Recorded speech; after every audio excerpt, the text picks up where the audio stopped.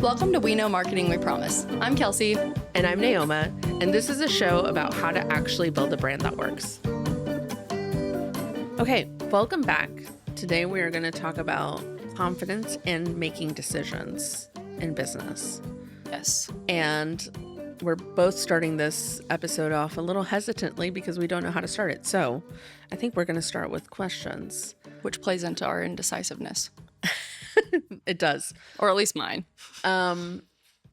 When was the first time that you really felt confident about a decision in business?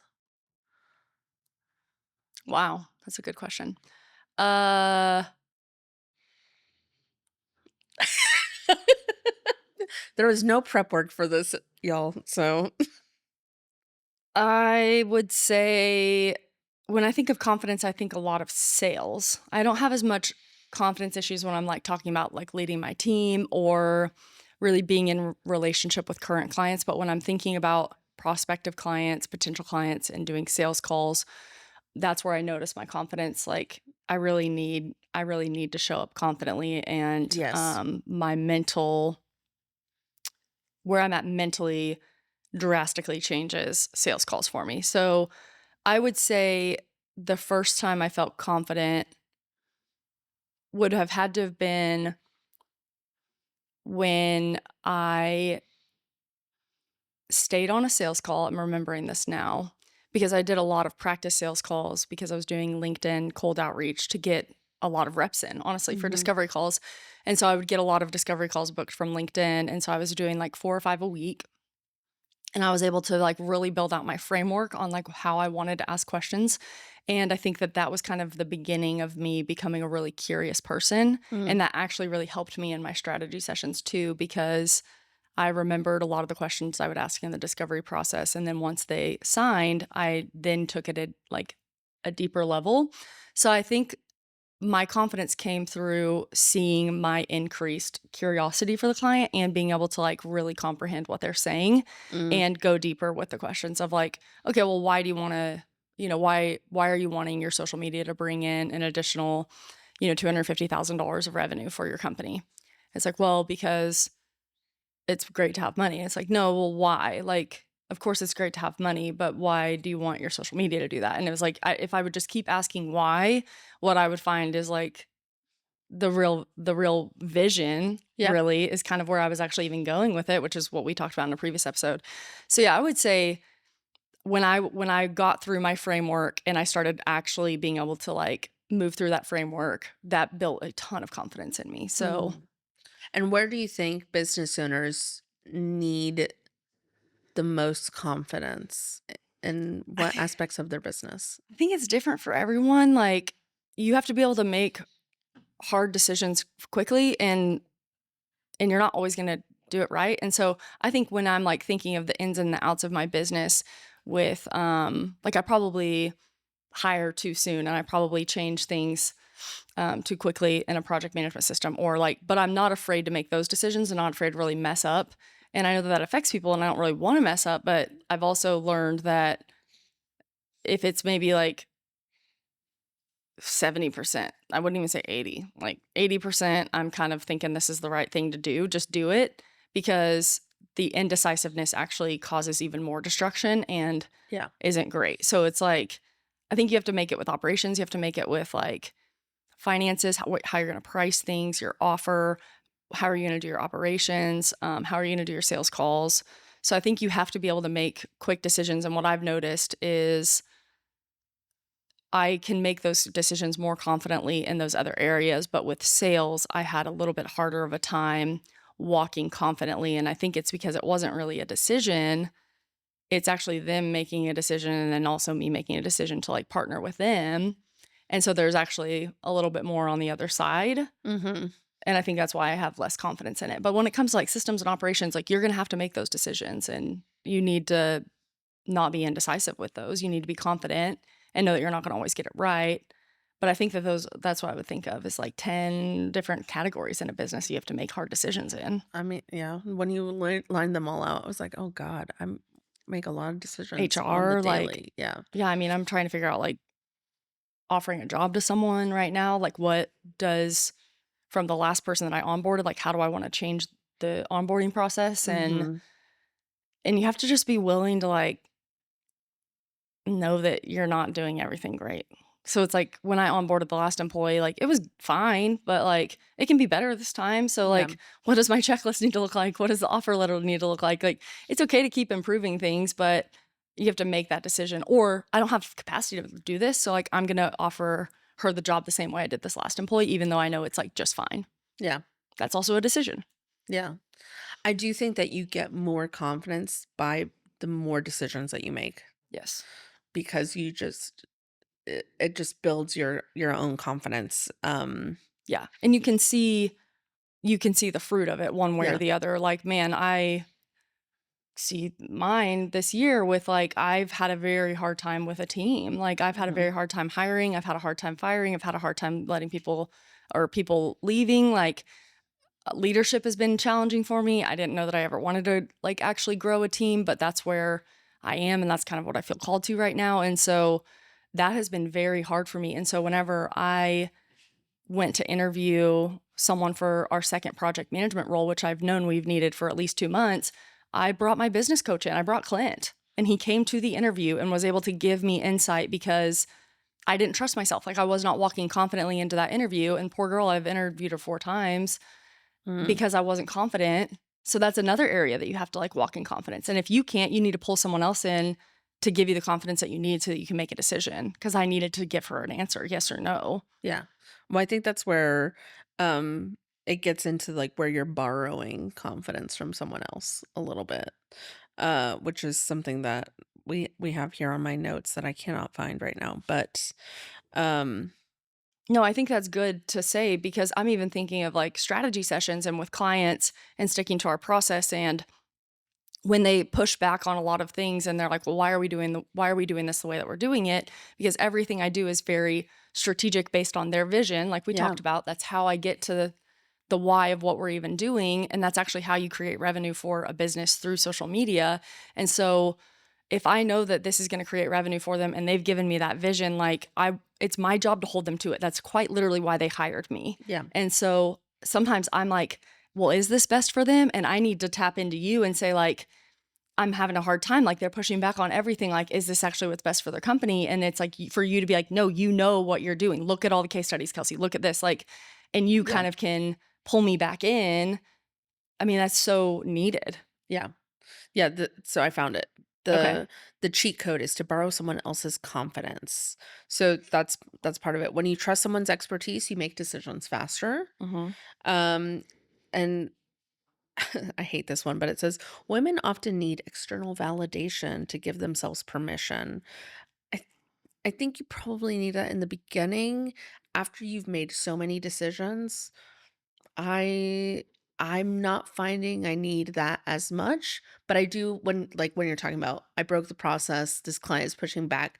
I do need to make sure like am I crazy? Do I know what I'm doing? I Have I know. been I in this know. spiral too long? I need somebody to kind of like And that yank is me out of the spiral. and that is the external validation. I Like what I know. just said to you when I'm like, hey, am I good at what I'm doing? Should I just quit? Like, should I I'm questioning it. Like, should I quit? Should we burn it all to the ground? yeah, do I even know social media strategy at all? Like, do I even know this client? And you're like, yes, you do. So I do think, and I'm also an external processor. I don't know that every woman is an external processor, but I Yeah. do think it's helpful to have other women in your life that can affirm you with external words. I I think it's do. also just when you are in that spiral of okay, am I things are happening, this client's pushing back a lot, this is not my normal process, and you kind of are spiraling a little bit, you kind of need somebody to just kind of like come out with that hook and just Pull you out of the crazy cycle. That's right. pull We're going back on steady ground. yeah. So I like what this says though. So it says, so borrow belief until it's yours to catch up, until yours catches up. Yeah. I do believe that that's where you need those mentors and those guys to kind of like breathe into you until you're like, no, I got this. I know exactly what I'm doing. Yeah.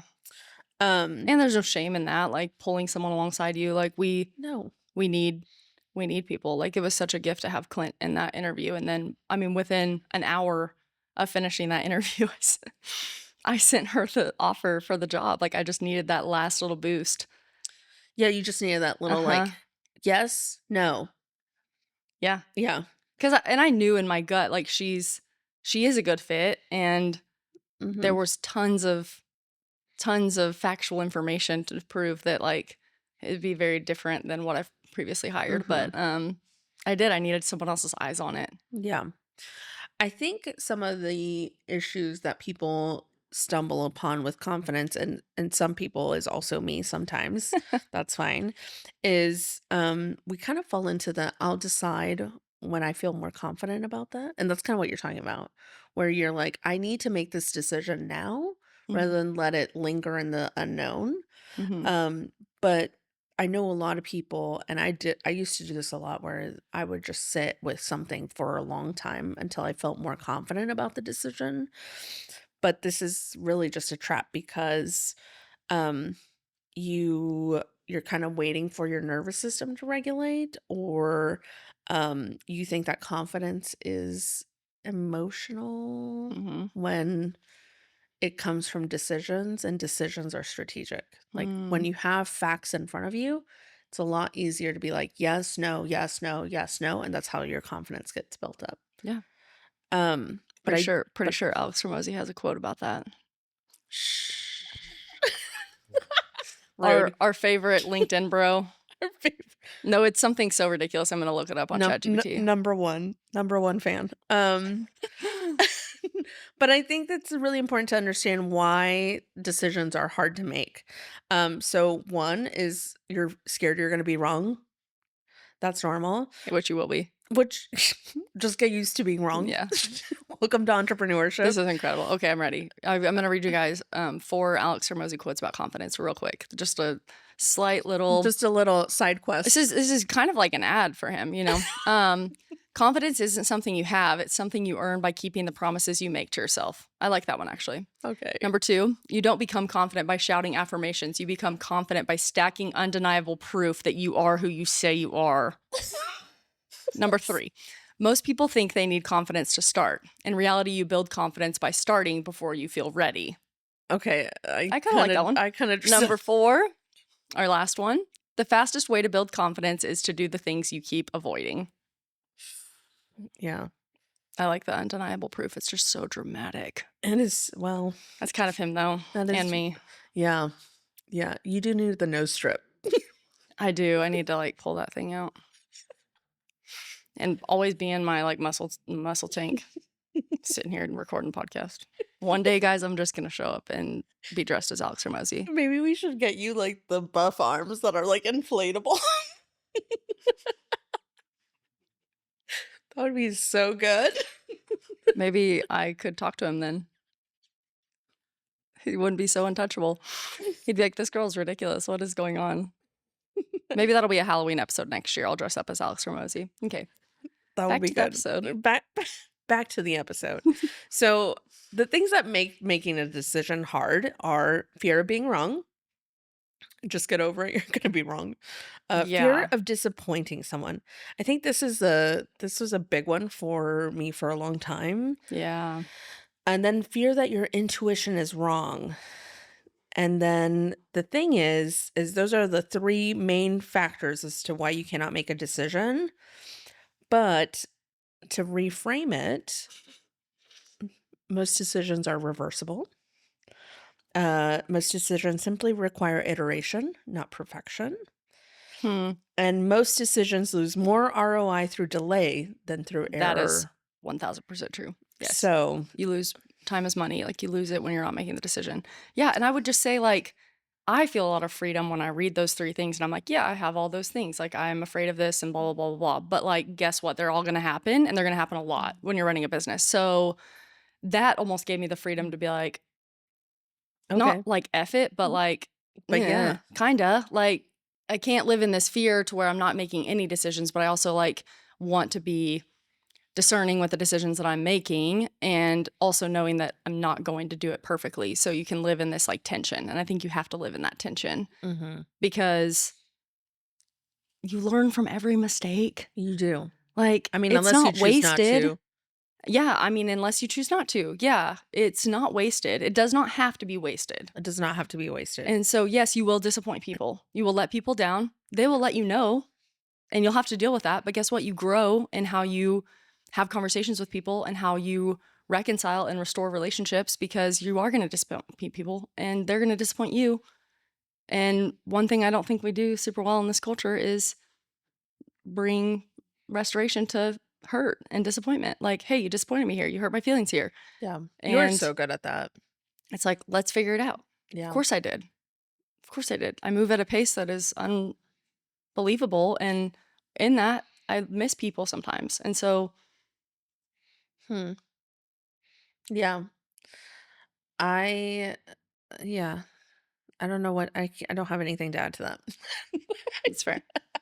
Just let it simmer. Just let it simmer. That's my goal. But I do have questions here that you can ask yourself when you are in this undecisiveness. Okay. So, I think this is one of my favorites. Is this fear or intuition? Are you acting out of fear or are you acting out of intuition? Mm-hmm. And then this one is actually my favorite. If no one was watching, what would I choose? Because that just gets rid of the whole letting someone down. If no one was watching, what would I choose? Mhm. And then what am I avoiding by not deciding? And then what would be the best case scenario if I just decided today? The best or the worst? What is the best? We're going with best. We're trying to be positive. What is the best case scenario if Hmm. I just decided today? And then in 3 years, will this matter? That's pretty good. Those are probably the best ways to break out of the self-doubt cycle.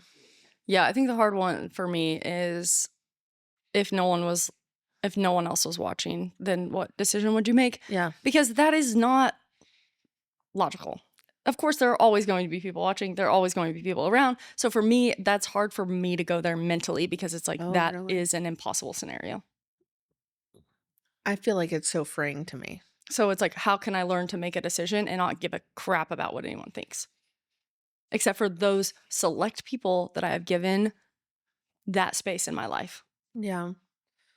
I But don't know. To me, it feels very freeing rather than yeah, I can see that, but I'm like, when I'm in the spiral, that would not pull me out of the spiral, because logic would be like, that doesn't exist. There's always going to be people around watching. So what would the three people that you've given, authority to speak into this, what would they say? That kind of can help that may me. be your But I'm a your 6 on the question. Enneagram and very much like Oh, a yeah. village type person, Mhm. where like I need to have all of my information, and then it doesn't scare me to make the decision that I would make. Like I don't know that I really make decisions based on like, what's Naomi going to think about this decision?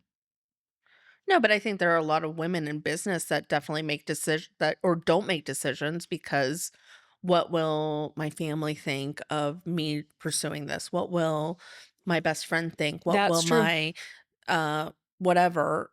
I think that that is very real and um it can hold people back because I think also as a society and women, we've been told to be quiet or to tone it down or to not be too much. And so when you're in business and you're pursuing things, there a lot of that has to kind of like resurface and you have to kind of be okay with being a little bit more in the spotlight or taking up more space than you've been told you can. That's true. I And agree with that. so I think for me that's why that question is very freeing. If there was nobody around, what would I do to not have to deal with That makes sense. those societal things that have been put on us. No, that totally makes sense. And I've definitely had to push through.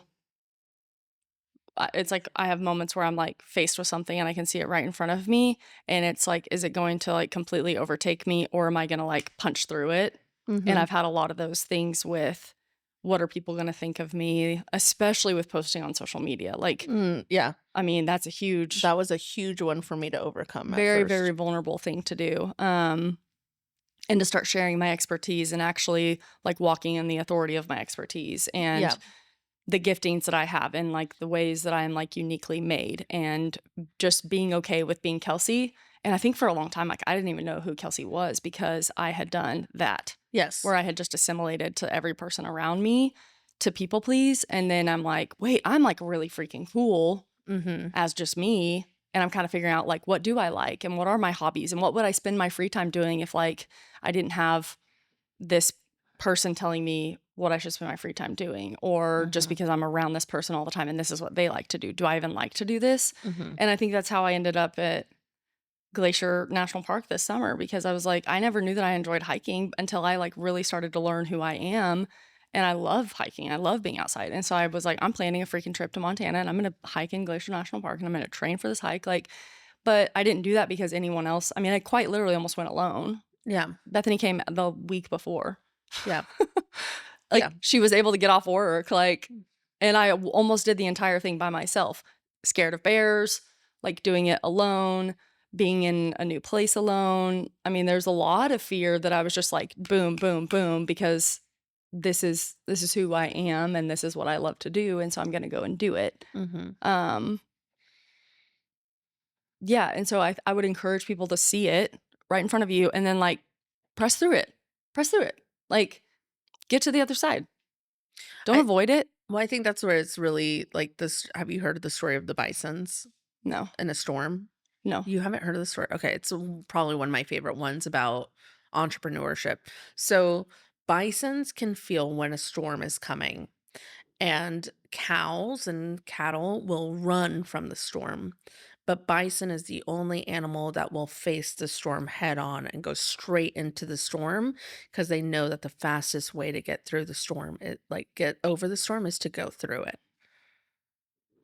And they're the only animal that does that How interesting. naturally, instinctively. So be a bison. So be a bison. No, it's true. I mean, and then on the other side of that, like you have more confidence to do it the next time because you're going to have it in what did we mention, like 15 different categories if you're running a business. Yeah. So the more you can do that, know that you're getting those reps in and you're getting the experience and you're building the confidence internally.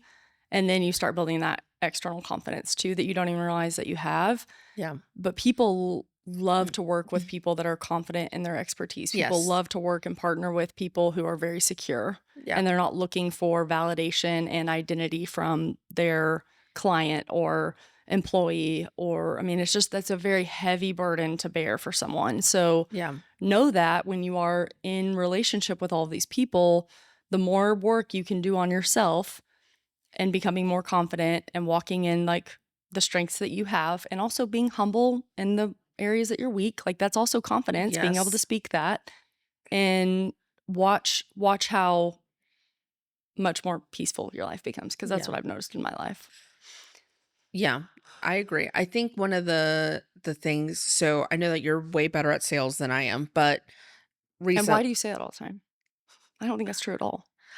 well, I'm just different at sales. Let's say that. Yeah, I I'm don't think different I'm at better sales. at sales. But when we so we just went to New York and we booked a photographer there, and I just took the reins and I was in Yeah, I was charge like, of we book. did nothing. She did everything. I If know. we had done something, we would not have gotten photos. I took charge and I was looking for photographers and got on one sales call. And after that sales call, I could just feel that the lady was like trembling when she said the price, and I was not shocked by the price. And then she also kept kind of reiterating why her process was so important, to the point that it felt very um like unnatural for me. Mhm. And that was one of the reasons we didn't go with her, Mhm. is because I could feel the Insecurity. insecurity. And I found this other photographer, literally text her, and I was like, "Hey, I know that I'm being the worst client because I'm texting you the week of. Any chance you can do this? I love your work." She's like, "Can do. I can't do on weekend, but can do Monday. There's an extra fee to pay via credit card." And I was like, "Fine, I'll pay Right. it." And then booked. Didn't even get on a call with her. That was the difference in the sales experience. So one, I think when you're overthink it and you are trembling at the with saying the price, that's a problem. Or you really it was really eye-opening for me because I was also like when you're so process driven and you need to like tell people why the process is the process, I was like, whoa, this is a lot. I need to chill out when I do this. Um, but one thing that I learned in all my years of entrepreneurship is when you are not confident about the price that you're about to say, it shows.